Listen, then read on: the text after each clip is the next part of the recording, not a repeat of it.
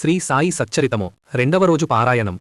ఆశ్రయించిన వారికి అలవోక దృష్టిప్రసారమాత్రముననే సర్వస్వమును అనుగ్రహించగల యోగిచంద్రులు శ్రీసాయిబాబా.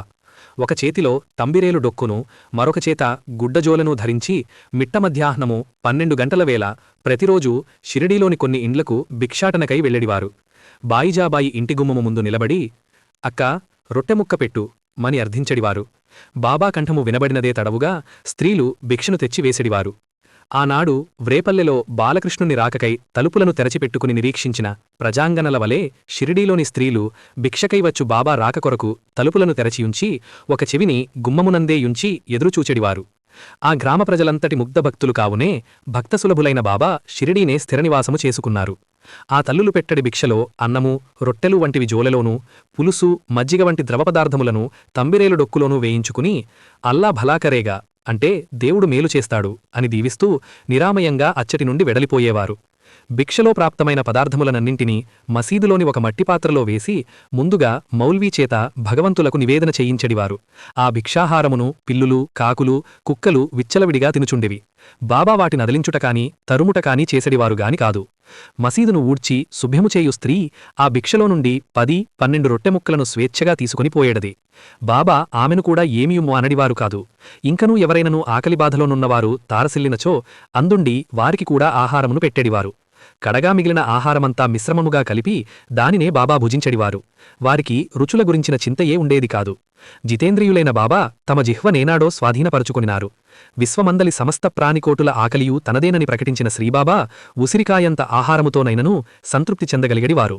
భిక్ష అంతరార్థము: భోజనము సిద్ధపరచుటకుగాను ఆచరించు పనులు దంచుట, రుబ్బుట, నూరుట, విసరుట, ఇల్లు ఊడ్చుట, పాత్రలు తోముట, పొయ్యినంటింటుట అను ఈ 5 క్రియలను పంచసూనములందరు, అనగా పాపములని అర్థము.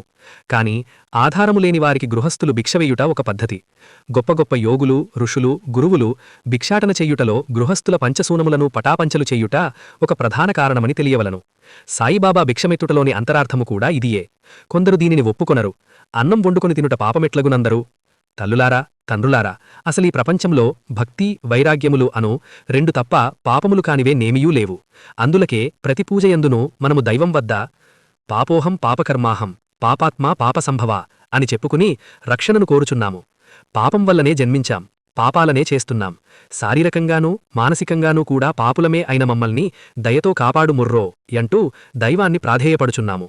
పాపం వల్లనే దుఃఖితులమవుతున్నాం. పుణ్యకర్మలు మాత్రమే సుఖాన్ని ప్రసాదిస్తాయి. కాని మనము సుఖపడుచున్నామా? సుఖమనగా ఏది? తిరిగి దుఃఖమును కలిగించనిదే సుఖం కదా. అట్టి సుఖము ఉన్నదా? మన సుఖాలకు పరిణామము దుఃఖమే అయినప్పుడు ఆ సుఖమేమి సుఖము? అందులకే శ్రీదేవి భాగవతమునందు శ్రీ సుఖయోగీంద్రులు ఇట్లనినారు: ఈ సంసారంలో జన్మదుఖం, జరాదుఖం, వ్యాధిదుఖం, మృత్యుదుఖం, అనంతరం చీము, నెత్తురులు, మలమూత్రపూరితముయైన గర్భవాస దుఃఖం, తృష్ణవల్ల దుఃఖం, లోభం వల్ల దుఃఖం, మనోవాంఛల వల్ల దుఃఖం, కామం వల్ల దుఃఖం, స్త్రీ వల్ల దుఃఖం, శిశువుల వల్ల దుఃఖం, మమకారం వల్ల దుఃఖం, మనోవాంఛల వల్ల దుఃఖం. ఏం చేసినా ఏం చెప్పినా ఈ సంసారం సమస్తం దుఃఖమే దుఃఖం. కాబట్టి ప్రియమైన పాఠక సాయినాథులారా, మీకు ప్రణమిల్లి చెప్పుచున్నాను. దుఃఖ సర్వస్వమైపోయిన ఈ లోకంలో మన సమస్త దుఃఖములను తొలగించవలసినదిగా శ్రీ సమర్థ సద్గురు సాయిబాబాను ప్రార్థించదముగాక. సాయి శరణం. సర్వమును సాయి అధీనమే. నా మనుష్యులు కానివారు నా వద్దకు రాలేరు అని బాబా చెప్పేడివారు. అంతేకాదు, బాబా ఆజ్ఞలేనిదే ఎవ్వరునూ షిరిడీని విడిచి వెళ్లలేకపోయేడివారు కూడా. వారిచ్చు సలహాలను, ఆజ్ఞలను అతిక్రమించిన వారికి తప్పనిసరిగా ఏవో ప్రమాదాలు కలుగుచుండెవి. ఒకనాడు తాట్యా కోటేపాటీలు హడావిడిగా మసీదునకు వచ్చి బాబాకు నమస్కరించి కోపర్గావ్ సంతకు వెళ్ళుటకు అనుమతినిమ్మని కోరాడు. అందుకు బాబా, మరి కాసేపటి వరకును ఊరు విడిచి వెళ్లవద్దు అని చెప్పినారు బాబా. కాని తాట్యా బాబా మాటను కాదని త్వరత్వరగా టాంగాతో బయలుదేరి వెళ్ళిపోయాడు. సావూల్బావిని దాటగానే టాంగాకు కట్టిన 2 గుర్రాలలో ఒకదానికి కాలుబెనికి కూలబడదే. దానితో టాంగా నేలపడది. తాట్యాకు పెద్ద దెబ్బలు తగలలేదుగాని బాబా మాటను పాటించనందుకు ఎంతో పశ్చాత్తాపపడ్డాడు. మరొకసారి కూడా బాబా వద్దనన్నప్పటికీ వినక కోల్హారు గ్రామానికి బయలుదేరి ఇట్లే ప్రమాదానికి గురయ్యాడు. యూరప్ వ్యక్తి. ఒకసారి ఐరోపా దేశానికి చెందిన పెద్ద మనిషి ఒకడు బాబాను చూచుటకు వచ్చాడు. షిరిడీ నుండి తిరిగి వెళ్ళుటకు అనుమతినిమ్మని కోరగా ఈరోజు షిరిడీలోనే యుండి రేపు బయలుదేరి వెళ్లమని చెప్పినారు బాబా. కాని శుష్కభౌతిక మేధావియగు ఈ యూరోపియను అలౌకికమూర్తియగు సాయి వాక్కులను ఖాతరు చెయ్యక టాంగా మాట్లాడుకుని ఆ రోజే ప్రయాణమయ్యాడు. సావుల్బావి దాటిన తర్వాత ఒక త్రొక్కుడుబండి ఎదురగుటతో గుర్రాలు బెదరి అతివేగంగా పరుగెత్తినవి. ఫలితంగా టాంగా తిరుగబడది. యూరోపియన్ క్రిందబడి టాంగాతో పాటు కొంత దూరము ఈడ్వబడ్డాడు. గాయాలను బాగు చేసుకున్నటకు కోపర్గావ్ ఆస్పత్రిలో చేరవలసి వచ్చింది. అమీర్ షక్కర్ బాంద్రాలో కమిషన్ వ్యాపారము చేయు అమీర్ షక్కర్ అనునతడు కీళ్లవాతము జబ్బుతో బాధపడి షిరిడీ వచ్చి శ్రీ సాయిబాబాను ఆశ్రయించాడు. బాబా అతన్ని చావడిలో యుండుమని ఆజ్ఞాపించాడు. అట్లు షక్కర్ ఆ చావడిలోనే 9 మాసములు గడిపాడు. రోగం కొద్దిగా తగ్గుచున్నదేగాని పూర్తిగా నయమగుటలేదు. విసుగుపుట్టి ఒకనాటి రాత్రి షిరిడీ వడలి పారిపోయి కోపర్గావులోని ధర్మసత్రమందు దిగాడు. పూర్వము ఒక బట్టతలవాడు ఎండవేడికి బుర్ర కాలిపోవుచుండటతై తట్టుకోలేక ఒక తాడిచెట్టు నీడలో నిలచడట. అంతలోనే వారి కర్మము కాలి తాటిచెట్టుపైన మిగుల ముగ్గిన పండురాలి వాని తలపైన పడినది. దానితో ఆ బట్టబుర్ర వాని శిరస్సు పెద్దధ్వనితో బ్రద్దలైనది అని ఒక కథటలదు. ఇప్పుడు షక్కర్ పని అట్లే అయ్యింది. అతను బసచేసిన సత్రమందే ఒక ఫకీరు మరణించుటకు సిద్ధంగా ఉన్నాడు. షక్కర్ అతనికి కాసిన్ని మంచినీళ్ళిచ్చాడు. ఆ నీడు త్రాగగానే ఫకీరు కన్నుమూసది. దానితో షక్కరకు దడపట్టుకున్నది. ఇది పోలీసువారికి తెలిసినచో మొదటి సమాచారం అందించిన కారణముగా తననే పట్టుకునిదరని, పైగా హంతకునిగా ముద్రకూడా వేయవచ్చు. దానితో అయ్యయ్యో, బాబా ఆజ్ఞలేకనే షిరిడీ వదిలి ఎంత తప్పు చేసి తిని అని పశ్చాత్తాపపడి మరల ఆ రాత్రికి రాత్రియే ఉరకలు పరుగులపై షిరిడీ చేరుకుని బాబా చెప్పినట్లుగా చావడిలోనే యుండసాగాడు. బొంబాయికి చెందిన కాకమహాజని అను భక్తుడు షిరిడీలో ఒక వారం రోజులపాటు యుండవలననుకుని వెళ్లాడు. కాని ఆయన షిరిడీకి పోగానే సాయిబాబా అతన్ని నీవు ఎప్పుడు తిరిగి ఇంటికి పోయేదవు అని అడిగినారు బాబా. ఈ ప్రశ్నకు ఏదియో ఒక జవాబియ్యవలసి కదా. అందుచేత అతడు సాయి ఎప్పుడు ఆజ్ఞ ఇచ్చిన అప్పుడే పోయేదనని చెప్పాడు. అది విని బాబా ఆయనచో రేపే వెళ్ళిపొమ్ము అని అనినారు. సాయి మాట శాసన సదృశమే కదా. అందుచేత వారం రోజులు ఉండదలుచుకున్న కాకామహాజని మరునాడే ప్రయాణమై వెళ్ళిపోయాడు. తీరా కాకామహాజని తన కార్యాలయానికి పోవసరికి వాని యజమాని అతని కొరకే వేచియున్నట్లుగా తెలిసింది. ఆఫీసు మేనేజర్ అస్వస్థుడగుటచే ఆ విధిని నిర్వహించుటకు కాకామహాజని అవసరమయ్యుండెను. ఈ విషయమును యజమాని కాకామహాజని పేర షిరిడీకి ఒక ఉత్తరమును వ్రాశాడు. కాను అతడు సాయిబాబా మాటకు కట్టుబడి వెనుదిరిగి వచ్చియుండుటచే ఆ ఉత్తరము కూడా షిరిడీ నుండి కార్యాలయానికి మరలివచ్చింది. వకీల్ భావూసాహెబ్ ధుమాల్ శ్రీ ధుమాల్ కోర్టు పనిపై నిఫాడుకు పోవుచున్న మార్గంలో షిరిడీలో దిగి బాబాను దర్శించి వెంటనే ప్రయాణం కావాలనుకున్నాడు. కాని బాబా అతని ప్రయాణానికి అనుమతినియ్యక ఒక వారం రోజులపాటు షిరిడీలోనే ఆపివేసి ఆ పిదప నిఫాడుకు పోవుటకు ఆజ్ఞాపించారు బాబా. ధుమాల్ తను వాదించవలసిన కేసు ఏమైనదోనని కంగారుగా నిఫాడు చేరుకునేసరికి మేజిస్ట్రేట్కు కడుపులో నొప్పిగా యుండటచే కేసు వాయిదా పడినదనియూ ఆతృతపడవలసిన పనిలేదనియూ తెలిసింది. నిమోన్కర్ భార్య షిరిడీలోనే స్థిరపడిపోయి శ్రీ సాయిబాబా సేవలోనే కాలము గడుపుచున్న భక్తులలో నిమోన్కర్ దంపతుల కుటుంబము ఒకటి. వారి కుమారుడు బేలాపూర్లో ఉన్నాడు. అతడక్కడ జబ్బుపడ్డాడు. బేలాపూర్ పోయి కుమారుణ్ణి అచ్చటి బంధువులను చూచి అక్కడొక 4 రోజులు ఉండిరావలనని నిమోన్కర్ భార్య ఆరాటపడది. కాని బేలాపూర్నకు వెళ్లి మరునాడే తిరిగి వచ్చివేయవలనని ఆమె భర్త ఆజ్ఞాపించాడు. ఆమెకేమి చేయుటకు పాలుపోలేదు. ప్రయాణమై అనుమతి కొరకు ముందుగా బాబా వద్దకు వెళ్లి నమస్కరించింది.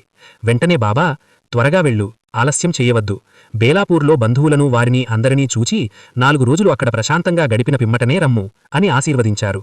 ఆ ఆశీస్సుతో నిమోన్కర్ మరునాడే రావలనిన సన్న ఆజ్ఞను ఉపసంహరించుకుని ఆమెను సాగనంపారు. సత్యప్రియుడు బాబా శ్రీసాయి మహిమ వర్ధిల్లుగాక.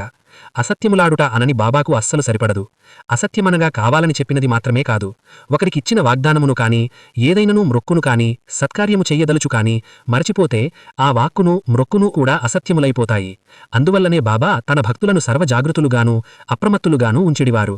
అంతేకాదు, ఎవరైనా భక్తులు తనకేదైనా అర్పించవలనని మనసులో అనుకునినా చాలు దానిని పసిగట్టి గుర్తుచేసి సమర్పించచేసుకుని సంకల్ప అసత్య పాపము నుండి తన భక్తులను తప్పించి ఆశీర్వదించెడివారు. ఆత్మారాముని భార్య బాంద్రా నివాసిని అయిన ఆత్మారాముని భార్య బాబా భక్తురాలు.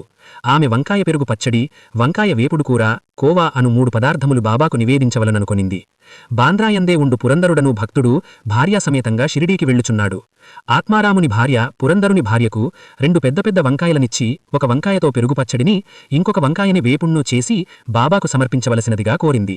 ఆమె కోరినట్లే పురందరుని భార్య షిరిడీ చేరగానే ఒక వంకాయతో పెరుగు పచ్చడిని చేసి బాబా భోజనము వేళకు అందజేసినది. బాబాకు ఆ పచ్చడి వడ్డించగానే దానితో పాటే వంకాయ వేపుడు కూడా కావలనని పట్టుబట్టినారు. కాని అవి వంకాయలు విరివిగా దొరుకు రోజులు కాకపోవుటచే వేపుడునకు వంకాయ సంపాదించుట ఎట్లా అని ఆలోచనలో పడినది రాధాకృష్ణమాయి. బాబా చిరునవ్వు నవ్వుచునే వంకాయలు దొరకనిచో పెరుగు పచ్చడెట్టు వచ్చినది, ఇది వచ్చిన చోటు నుండియే వేపుడును వచ్చును అనినారు. దానితో దర్బార్లోని వారందరూ కలిసి పెరుగు పచ్చడి తెచ్చినది ఎవరని విచారణ చేయగా పురందరుని భార్య అని తెలిసినది. ఆమె ఆత్మారాముని భార్య వంకాయలు పంపిన సంగతిని తెలిపినది. వంకాయ వేపుడు కూరకై బాబా ఎందుకంతగా పట్టుబట్టినారో అచ్చటివారికి అప్పుడు అర్థమైనది. ప్రేమతోనూ భక్తితోనూ భక్తులు తనకు సమర్పించు వాటికై అంత ఆత్రంగా ఎదురుచూసే ప్రేమాత్ములు బాబా. ఆత్మారాముని భార్య బాబాకు నివేదింప సంకల్పించుకొనిన వానిలో 2 సమర్పించబడినవి. ఇక కోవా 1 బాబాకు అందవలసియున్నది. ఈ లీలను చూడుడు. బాంద్రావాసియగు గోవింద్ బలరాం మంకడ్ షిరిడీ బయలుదేరినాడు. ఈ సంగతి తెలిసిన ఆత్మారాముని భార్య మంకడ్ ద్వారా బాబాకు ఏదైనా పంపదలిచినది. కాని ఇంటియందు అంతఃపూర్వమే శ్రీబాబా పూజలో నివేదించబడిన కోవా తప్ప మరేదియూ లేకుండెను. వెంటనే ఆమె ఆ కోవానే మంకడ్ చేతికిచ్చి బాబాకు సమర్పించవలసినదిగా కోరెను. అది ఆమె భక్తి. ఎవరో ఏదో పనిమీద తిరుపతి వెళ్ళుచున్నారనుకోండి, మనకి తెలిసినచో ఏమి చేతుము? వెంటనే 1 రూపాయో ఎంతయో వారికిచ్చి హుండీలో వేసి రమ్మందుము, లేదా తిరుపతి నుండి వచ్చినప్పుడు 1 లడ్డూ ప్రసాదము తెమ్మందుము. అది భక్తులకు సహజము. అట్లే ఆత్మారాముని భార్య కూడా అమిత భక్తి ప్రేమలతో కోవాను పంపినది. మంకడ్ షిరిడీ చేరినాడు. బాబాను దర్శించినాడు. కాని కోవాను తీసుకుని వెళ్లి ఇచ్చుట మరచినాడు. ఉదయం నుండి సాయంత్రం వరకు ఊరుకొనినారు బాబా. ఇక ఆ సాయంత్రం ఊరకొనలేక, నా కొరకేమి తెచ్చినావని అడిగినారు బాబా. ఏమీయూ తేలేదు సాయి అనినాడు మంకడ్. అప్పుడు బాబా, అసత్యము వలదు, నీవు వచ్చినప్పుడు ఆత్మారాముని భార్య నా నిమిత్తమై కోవాను ఇయ్యలేదా అని అడిగినారు. దానితో మంకడ్ తన మరుపునకు సిగ్గుపడి వెంటనే కోవాను తెచ్చి సాయికి సమర్పించెను. భక్తులు సమర్పించువాని పట్ల బాబాకు అంతటి ఆసక్తి. ఒకరోజు మధ్యాహ్నము భోజనము వేళ 1 కుక్క వచ్చి ఆకలిలో మొరగసాగెను. వెంటనే తర్ధడ్ భార్య 1 రొట్టె ముక్కను దానికి విసిరెను. కుక్క ఆ రొట్టె ముక్కను ఎంతో మక్కువతో తినెను. ఆ రోజు సాయంత్రము ఆమె మసీదునకు పోగా సాయిబాబా ఆమెతో, అమ్మా, నా ఆకలి తీరునట్లు పీకల వరకు ఆహారము పెట్టినావు, నాకు సంతృప్తి కలిగినది అనినారు. ఆయన మాటలు ఆమెకు సరిగ్గా అర్థంగాక, బాబా, నా భోజనముకే ఇతరులపై ఆధారపడి ఉన్నదానను, నేను నీకు గొంతు వరకు భోజనమెట్లు పెట్టగలను అని అడుగగా, బాబా తన సహజసుందర మందహాసంతో, తల్లి, నీ భోజనమునకు ముందు ఆకలితోయున్న ఏ కుక్కకు నీవు రొట్టెముక్క వేసితివో ఆ కుక్కయూ నేను ఒక్కటే.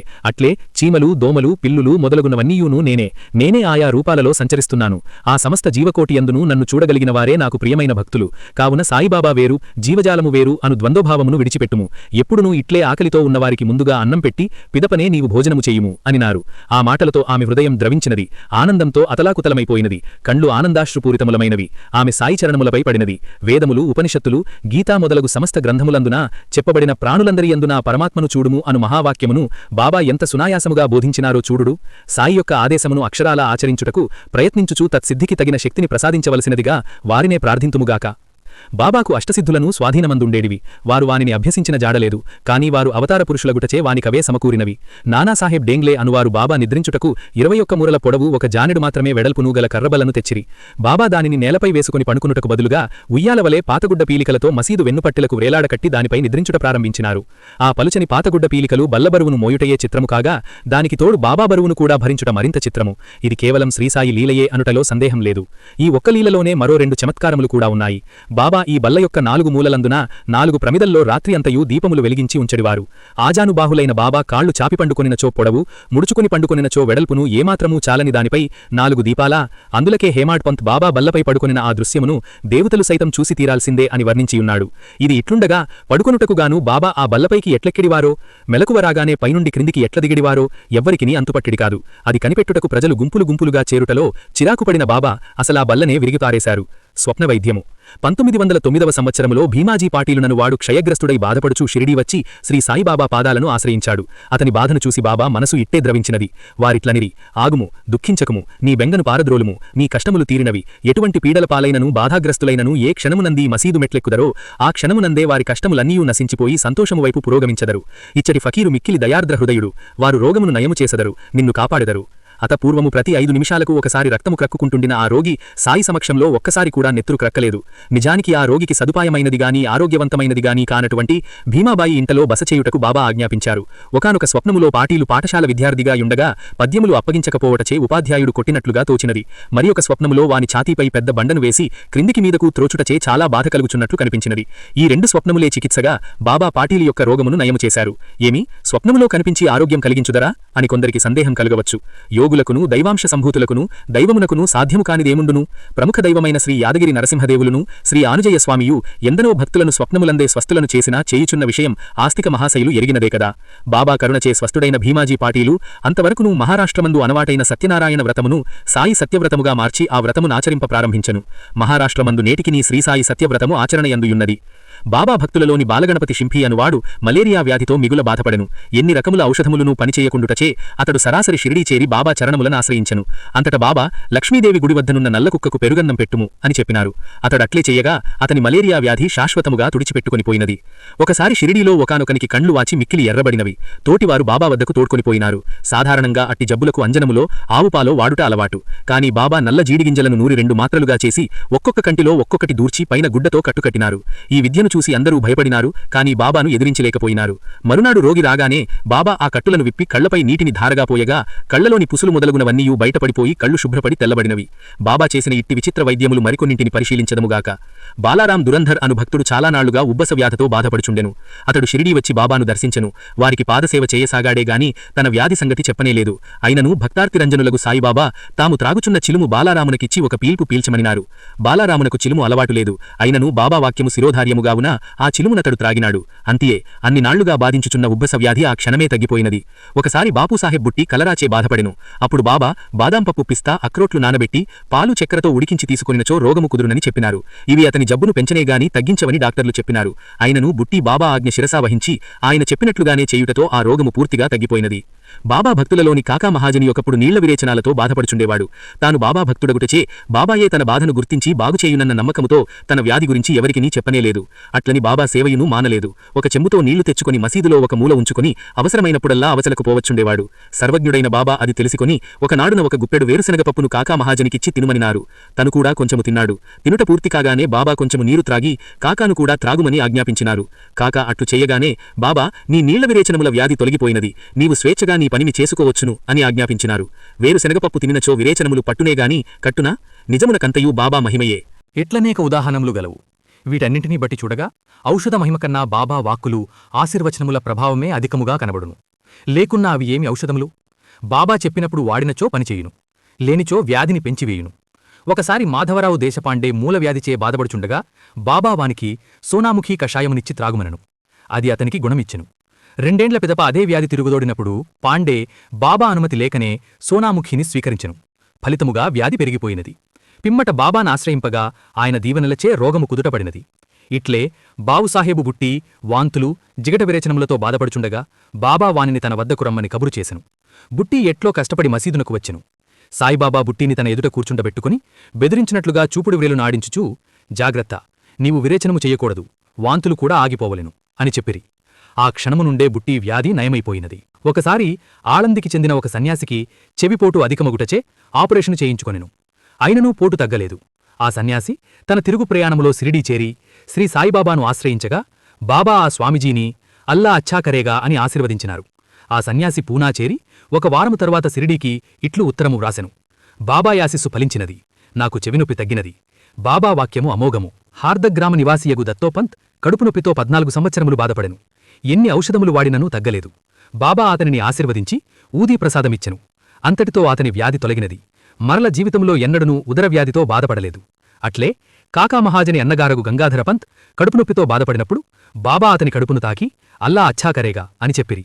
ఆ క్షణము నుండే అతనికి వ్యాధి ఉపశమింపసాగినది. రతన్జీ నైజామీనాఖాలోని నాందేడులో రతన్ షాపూర్జీ వాడియా అను ధనవంతుడొకడుండేవాడు. అతనికి సర్వైశ్వర్యములునూ కలవుగాని సంతానము మాత్రము లేకపోవుటచే మిక్కిలి ఆవేదన పడేవాడు. ఒకనాడు దాసుగను నహారాజు సలహాపై రతన్జీ సతీసమేతముగా సిరిడీ చేరి శ్రీ సాయిబాబా పాదములనాశ్రయించెను. అంతట బాబా, ఓయి, నీవు వెయ్యవలసిన దక్షిణ 5 రూపాయలు, ముందుగా అది ఇమ్ము. అందులో 3 రూపాయలు 14 అనాలు ఇదివరకే చెల్లించితివిగాని తక్కిన 1 రూపాయి 2 అనాలనిమ్ము అని అడిగినారు. రతన్జీ వెంటనే ఆ మొత్తమును సమర్పించెను. కాని సిరిడీ సాయి దర్శనము తనకదే తొలిసారి కాగా 3 రూపాయలు 14 అనాలు బాబాకు ఎట్లు చెల్లించబడ్డాయో మాత్రము అర్థము కాలేదు. మొత్తం మీద బాబా యొక్క ఆశీస్సుతో వెనుదిరిగినాడు. కొంతకాలమైన పిదప రతన్జీ పద్దులు చూసుకొనుచుండగా సిరిడీకి పోవ నిశ్చయించుకొనగానే తన ఇంటికి వచ్చిన మౌలాసాహెబ్ అను యోగికి ఆనాటి ఖర్చు 3 రూపాయలు 14 అనాలు అగుట చూచి ఆశ్చర్యపోయెను. బాబా యొక్క సర్వజ్ఞతకు అబ్బురపడుచూనే ఆయన యందు నిబ్బరమైన నమ్మకాన్ని పెంచుకొనసాగెను. అనతి కాలంలోనే బాబా ఆశీ ఫలముగా అతనికి పుత్రసంతానము కలిగినది. హరివినాయక సాథే అనువాని భార్య నిస్సంతుగానే మరణించినది. పునర్వివాహము చేసుకునినచో పుత్రసంతానము కలుగునని బాబా ఆశీర్వదించినారు. సాథే మరల వివాహమాడగా ద్వితీయ కళత్రమునందు మాణిక్యము వంటి మగబిడ్డ కలిగినాడు. ఒకనాడు బాబా ఒక భక్తుడును మసీదులో కూర్చొనియుండిరి. అంతలో ఒక బల్లి కూసినది. ఉత్సుకుడైన భక్తుడు, బాబా, ఆ బల్లి కూతకు అర్థమేమిటి అని అడిగినాడు. అందుకు బాబా, ఔరంగాబాదు నుండి తన్ను చూడడానికి తన చెల్లెలు వస్తుండటచే ఈ బల్లి ఆనందిస్తున్నది అని జవాబిచ్చినారు. భక్తుడు తెల్లబోయి బల్లికూతకు అర్థమడిగినందుకుగాను బాబా తననే గేలి చేస్తున్నారని భావించి ఊరకుండెను. అంతలో ఎవరో ఔరంగాబాదు నుండి ఎటో పోవుచూ బాబా దర్శనమునకై సిరిడీలో ఆగెను. అతని గుర్రం మాకలితో అలసిపోయుండటచే తిరిగి వెంటనే ప్రయాణము కాలేకపోయినది. గుర్రానికి దానా తెచ్చుటకై ఆ వ్యక్తి తనతో తెచ్చుకున్న ఒక పాత గోనె సంచిని దులిపి దానినుండి ఒక బల్లి క్రిందపడినది. బాబాను ప్రశ్నించిన భక్తుడు చూస్తుండగానే ఆ బల్లి గోడపైకి ప్రాకి మసీదులోని బల్లిని కలుసుకొన్నది. ఆ అక్కా చెల్లెళ్ళిద్దరూ ఒకరినొకరు కౌగలించుకుని ముద్దాడుకున్నారు. ఒకరి చుట్టూ ఒకరు గుండ్రంగా తిరుగుతూ ప్రేమగా ఆడుకొనసాగారు. బాబా హెచ్చరికతో ఈ బల్లి సోదరీలను చూచి భక్తుడు తెల్లబోయాడు. దీనిని బట్టి బాబా తన భక్తుల హృదయగత విషయాలను, మానవ మనోగత విషయాలను మాత్రమే కాక సమస్త ప్రాణికోటి హృదయగత భావకరంపరలను గ్రహించగలడని తెలుస్తున్నది కదా. అట్టి సర్వాంతర్యామియగు శ్రీ సాయిబాబా మన భక్తి ప్రపత్తులను గుర్తించి సర్వదా మనకు మేలును చెయ్యుగాక. శ్రీ సాయిబాబా కృపారస దృక్కులు మనపై నిత్యమును ప్రసరింపబడునుగాక. తనను సేవించుకొనుటకు తన భక్తులు ఎదుర్కొను అన్ని సమస్యలను శ్రీ బాబా క్షుణ్ణముగా తెలుసుకొనగలరు. ఇందులో 1-2 చక్కటి చమత్కారములను ముచ్చటించుకొనెదముగాక. ఒక పర్యము చోల్కర్ అనువాడు బాబాను ధ్యానించుకొని, బాబా, నేను పేదవాడిని, కుటుంబ పోషణే కష్టముగా ఉన్నవాడని. నీ దయచే నేను సర్కారు వారి పరీక్షల్లో కృతార్థుడనై నికరమైన ఉద్యోగినైనచో సిరిడీ వచ్చి నీ పాదములకు సాష్టాంగ నమస్కారం ఆచరిస్తాను. నీ పేరున కలకండ పంచిపెడతాను అని మ్రొక్కుకొన్నాడు. అట్లే అతడు పరీక్షయందు ఉత్తీర్ణుడయ్యాడు. పర్మనెంట్ ఉద్యోగము కూడా దొరికినది. కావున సిరిడీకి వెళ్లి తన మ్రోక్కును చెల్లించుకొనుటకు ఆతృతపడసాగెను. కాని అతడు కడు త్రాదవాడగుటచే సిరిడి యాత్రకు కావలసిన ఆర్థిక స్తోమత చాలకుండెను. అందుచే అతడు టీలో పంచదార వేసుకొనుటను మాని తద్వారా మిగిలిన ద్రవ్యాన్ని ప్రోగుచేసి సిరిడీ చేరెను. బాబాకు సాష్టాంగపడెను, కలకండ పంచిపెట్టెను. బాబాకు ఒక టెంకాయను కూడా సమర్పించెను. సిరిడీలో అతడు బాపూసాహెబ్ జోగ్రహమందు దిగెను. వారిద్దరూ బాబా వద్ద సెలవు తీసుకుని బయలుదేరబోస్తుండగా బాబా జోగును పిలిచి, నీ అతిథికి తేనీరులో చక్కెరను ఎక్కువగా వేసి ఇమ్ము అని చెప్పినారు. అది వినగానే చోల్కర్ మనసు ద్రవించినది. కన్నులు ఆనందముతో తడియైనవి. తాను సిరిడి యాత్రకు గుట్టుగా చేసిన పనిని బాబా గ్రహించుటతో ఆయన సర్వాంతర్యామి అని చోల్కర్కు సంపూర్ణ విశ్వాసము కుదిరినది. బాబా పాదములపై పడి కన్నీటితో ఆయన పాదములను కడిగెను. అప్పుడు బాబా ఇట్లు చెప్పిరి, నా ముందర మీరు భక్తితో చేతులు చాపినదే తడవుగా రాత్రింబవళ్ళు మీ చెంతనే ఉండెదను. శరీరముతో నేనిక్కడే ఉన్నప్పటికీ సప్త సముద్రాల కవతల మీరు చేయు పనులన్నీయూ నాకు తెలుసును. ప్రపంచంలో మీకు ఇష్టం వచ్చిన చోటికి పోవుడు. నేను మీ చెంతనే ఉండెదను. మీ హృదయమే నా నివాసస్థలము. సర్వవేళలా మీలోనూ సమస్త ప్రాణులలోనూ యుండెడి నన్ను పూజింపముడు. నన్ను ఎవరి విధంగా గుర్తించెదరో వారే ధన్యులు, అదృష్టవంతులు, పుణ్యాత్ములు.